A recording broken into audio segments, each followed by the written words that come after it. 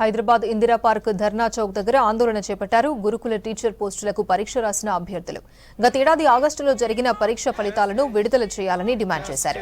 పరీక్షలకు ప్రిపేర్ కావడానికి సమయం ఇవ్వని బోర్డు ఫలితాలు ఇవ్వడంలో ఎందుకు ఆలస్యం చేస్తుందని ప్రశ్నించారు.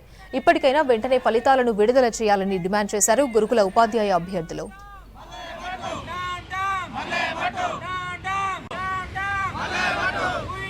సెక్రటరీ పోతే గురుకుల బోర్డు పంపించినామన్నారు. గురుకుల బోర్డు నుంచి సెక్రటరీకి సో వీళ్ళు ఏంటంటే మెయిన్గా చూపిస్తున్న హార్జాంటల్ వర్టికల్ కేసు మీద చూపిస్తున్నారు. అయితే horizontal vertical case already supreme court direction ఇచ్చింది 2007లోనే. అండ్ నెక్స్ట్ దాంతోపాటు దాన్ని ఆసరాగా తీసుకొని జస్టిస్ మాధవి మేడం అక్టోబర్లోనే ఇచ్చేసింది, ఇంటర్ ఆర్డర్స్ ఇచ్చింది.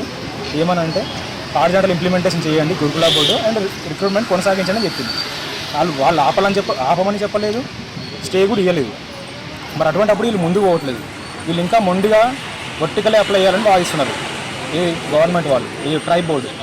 సో అది మేము దాన్ని తొందరగా సాల్వ్ చేసి తొందరగా మాకు రిజల్ట్స్ చేయాలని కోరుతున్నాము.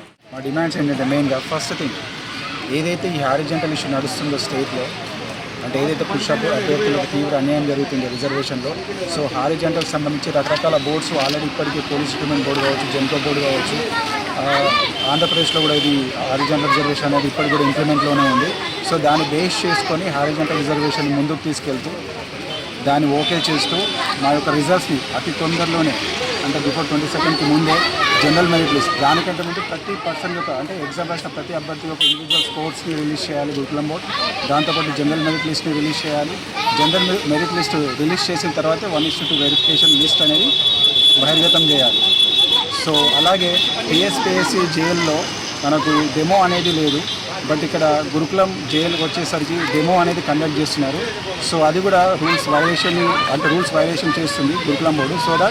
సో ఏదైతే టీఎస్పీఎస్సీ బోర్డు ఫాలో అవుతుందో, అంటే జేఎల్కి ఏదైతే డెమో లేకుండానే జస్ట్ ఎగ్జామ్ త్రూ ద్వారానే సెలెక్ట్ చేస్తున్నారు క్యాండిడేట్స్ని, సో ఇక్కడ గురుకులం బోర్డులో కూడా జేఎల్కి ఈ డెమో అనేది తీసేసేయాలి. సో అది కూడా మరి ఒక ప్రధానమైన డిమాండ్. సో ఈ హారిజంటల్ ఇష్యూని చూపించి కోర్టుల కేసు అని చెప్పేసి దీని ఇంకా ప్రొలాంగ్ చేస్తుంది గురుకులం బోర్డు. ఆల్రెడీ రకరకాల బోర్డ్స్ వాళ్ళ ఫలితాలను కూడా రిలీజ్ చేశాయి. అంటే ఈ హారిజంటల్ కేసుని సుప్రీంకోర్టు దాంట్లో కూడా రాజస్థాన్ వర్సెస్ దరియా ఆ కేసులో కూడా మనకు హారిజంటల్లోనే రిజర్వేషన్ అనేది కల్పించాలని చెప్పి సుప్రీంకోర్టు కూడా ఒక వర్డిక్ట్ ఇచ్చింది. దాన్ని ఆంధ్రప్రదేశ్ గవర్నమెంట్ కూడా ఆల్రెడీ జీవో తీసుకొచ్చింది, ఇంప్లిమెంట్ చేస్తుంది.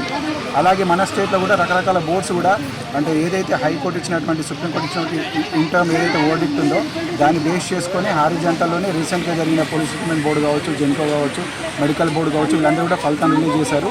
సో వాళ్ళ